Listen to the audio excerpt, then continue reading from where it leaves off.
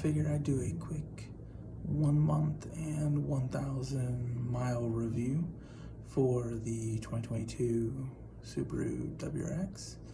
I made a little list of things that I like and a few things I dislike or just wish that were different. The seats, super comfortable. They got more comfortable over time. The initial first week, it was like a little bit of a breaking in period. I'm a big guy, I'm 6'4", a little bit wide. Tons of legroom. I can't actually go all the way back in the seats or I won't be able to shift.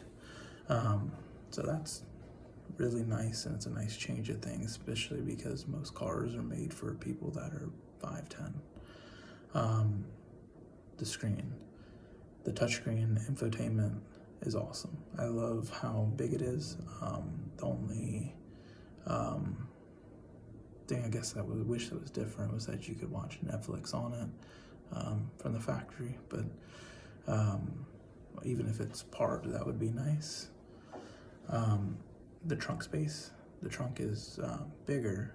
It's they changed it, so it's like it's bigger without really looking like it's bigger, but you can fit quite a lot. I've been grocery shopping a few times in the car, and it fits everything and more. The cladding, I do like the cladding, and I think it's nice for when rocks fly up, both at the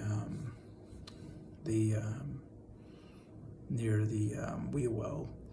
I think it's nice to protect the paint, and I think it looks cool, better in person. Increased ground clearance. So they raised the ground clearance to 5.3 inches, which is actually a little higher than most of the sedans. I came from having an Altima. The Altima's got 4.9 inches of ground clearance, so it gives you a little bit more confidence going down bumpy roads that you're not going to bottom out.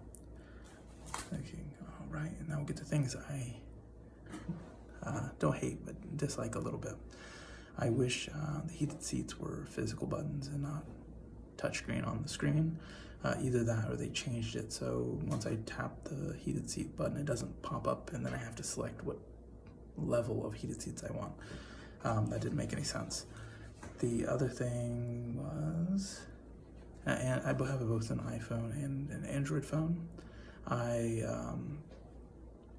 wish the Android phone was full screen. That's my only gripe, just because that's the phone I use more often than my iPhone, and it only fills up half the screen, but I'm sure that'll get fixed with a software update. Two things I wish the car had would be a remote start. Most of the time I do leave the car in gear. I want to leave it in my driveway's slant a little bit, so I leave it in reverse with the e-brake on.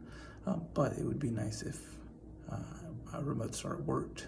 Well, it had remote start. I know you can buy it separately. The only other thing that I wish it had would be blind spot. Blind spot would be nice to have. You know, I'm coming from having a car that had all those safety features. It was a 2020 Altima, so I'm just double checking, make sure I don't not see someone. So it's a nice safety feature to have. I know I sound old. That's it, really. The power's super linear. I'm very impressed. And if you haven't already driven one, it's completely different than the previous generation. The power's, I won't say impressive. You know, it's not as fast as my Mazda Speed 3 was, but it's plenty of power. It's puts a smile on your face.